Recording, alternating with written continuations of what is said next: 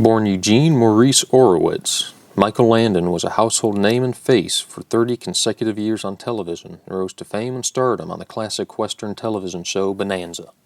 Playing Little Joe Cartwright, the youngest of the Cartwrights, he brought an energy and rebellious fire to the show, though always softened by compassion and caring. Born in Queens, New York on October 31st, 1936, he started out as an athlete in high school, participating in track and javelin throwing. His 193-foot, 4-inch javelin throw took the record for the longest throw from a high schooler in the U.S. in 1954. His ability earned him a scholarship to the University of Southern California. However, after moving to the Golden State, he tore ligaments in his shoulder, ending his career as an athlete and his scholarship.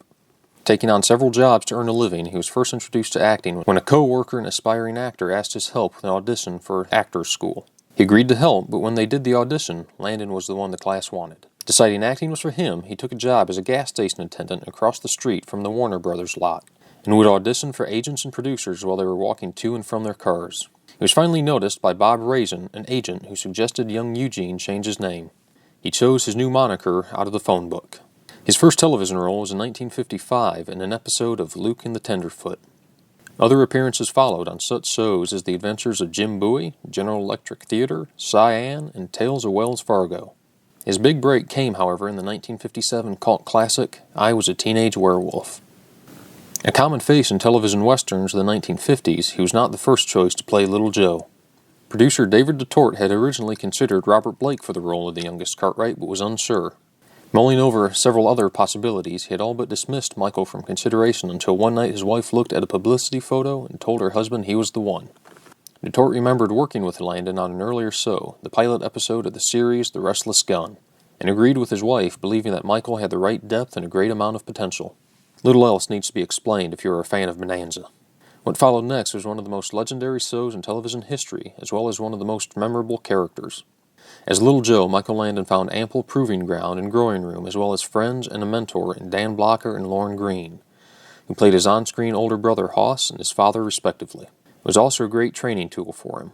When Bonanza became a hit, there was one thing that set Michael apart from his fellow cast members. While they were wanting more money and extra benefits of stardom, he wanted to write and direct. He was given the chance, and was credited as director of 14 episodes and as writer on 20 over an 11-year period on the classic. In an interview, co-star David Canary remembers that Michael would often rework scripts they would be given for filming in the morning. Disgusted with the quality of the script, he would walk away from the set and come back a few hours later with the reworked material, which is what would be filmed. It's a well-known fact that Michael Landon was the only one of the original 4 Cartwrights to start and finish the show with his own head of hair, Lorne Greene, Dan Blocker, and Pernell Roberts all wearing toupees. However, Michael did not finish the series with his own hair color. Graying early, while still in his 20s, he would dye his own hair a light brown that had naturally darkened from blonde. Even near the end of the show, when Little Joe went gray, that was still not his full natural color, since he had gone gray, as he said, like a skunk, right down the middle. 1972 brought devastation for Michael when his close friend Dan Blocker died.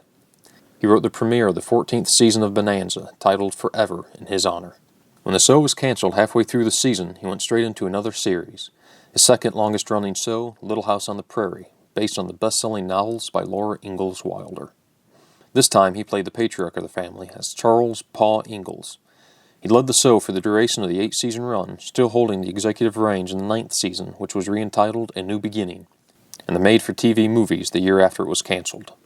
He would be reunited with his on-screen father, Lorne Greene, in one episode of his next series, Highway to Heaven, premiering in 1984. When the show was canceled in 1989, it ended a consecutive 30-year run and 3 hit television shows. Michael Landon died on July 1, 1991, at the age of 54. Whether you best remember him as Little Joe Cartwright, Pa Ingalls, or Jonathon Smith, he made his mark on television history and endeavored to give us entertainment with a meaning.